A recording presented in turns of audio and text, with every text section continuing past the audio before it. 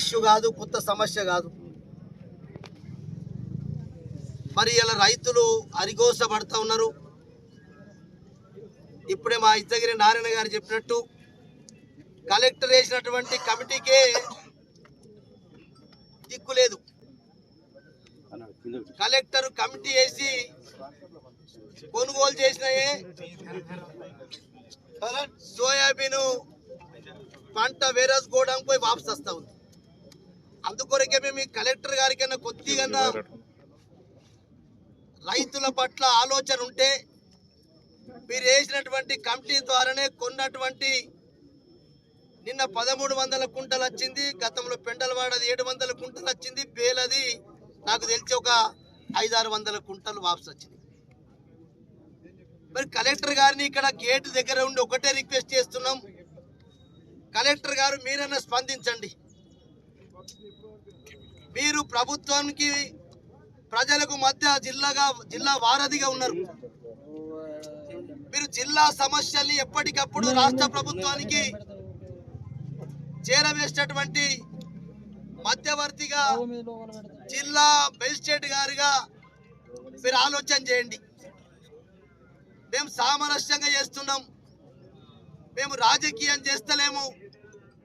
మీరే స్వయంగా మీ కమిటీల గ్రామాల్లో తిరిగి సెలెక్షన్ చేసి కొనుగోలు చేస్తే అవే దిక్కులేవు. దానికి నిన్న తుమ్మల నాగేశ్వర గారు అసెంబ్లీ చెప్పిండు, మేమేం చేస్తాం, మేము పర్చేజ్ చేస్తున్నాం. అలాగే రాష్ట్ర ప్రభుత్వం పర్చేజ్ దిక్కులేదు. ఆ 25% నాపేడు చేసినటువంటి కోటనే అదే వాపసు వస్తున్నది. కానీ తుమ్మల నాగేశ్వరరావు గారు చేతులు ఎత్తేసి మేము కొన్నా కానీ కేంద్రం వాళ్ళు ఆ సోయాబీన్ని వాపసు చేస్తున్నాం, మేమేం చేయాలని చెప్పి ఆ చేతగాని దద్దమ్మ, ఆ చేతగాని మరి అతను వ్యవసాయ శాఖ మంత్రి, వ్యవసాయం నాకు తెలుసు, నాకు తుమ్మల నాగేశ్వరరావు బాగా దగ్గర మనిషి. ఆయనకు ఫామ్ హౌస్ తోటలు ఉన్నాయి. మరి ఆయన వ్యవసాయదారుడే కానీ ఎందుకు ఇట్లా మాట్లాడుతున్నాడో నాకైతే అర్థమవుతలేదు. ఇక అటువంటి మాట్లాడి అసెంబ్లీలో పార్లమెంటు మేము కేంద్ర ప్రభుత్వాన్ని పంపిస్తేనే కేంద్రమే రిటర్న్ చేస్తున్నామని చెప్పినటువంటి వ్యవసాయ శాఖ మంత్రికి మన ఎమ్మెల్యే పోయి పత్రం ఇస్తాడు, సార్ మా ఆదిలాబాద్లో రంగు మారిన సోయాబీన్ కొనాలని చెప్పి. అంటే మరి పాయల్ శంకర్ని పాగల్ శంకర్ అందామా, పిచ్చోడు అందామా, అంటే చూత్యా బనస్టోడు అందామా, బచ్చగాడా, లేకుంటే మా ప్రశాంత్ ఏమంటావు కదరా పటాకల మాస్టర్వా, పటాకల పోషెట్టివా, నాకేం అర్థమైతలేదు.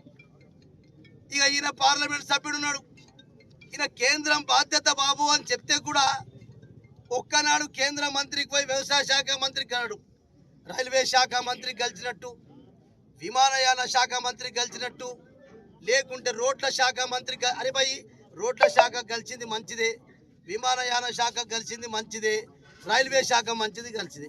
మరి ఈ ముగ్గురు మంత్రులకు నీకు తోవ దొరుకుతుంది.